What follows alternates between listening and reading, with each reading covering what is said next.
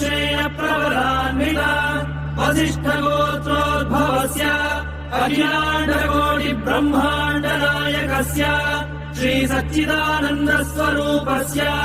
सूर्यवंशपावनस्य श्रीमदिक्ष्वाकुकुलवंशोद्भवस्य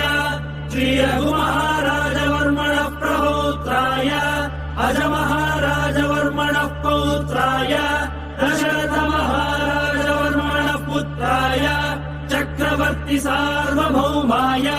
श्रीमहाविष्णु अवतारभूताय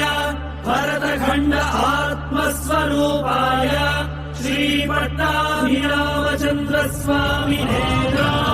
श्रीरामचन्द्रम् सीता लक्ष्मण भरत शत्रुघ्न सहित सदा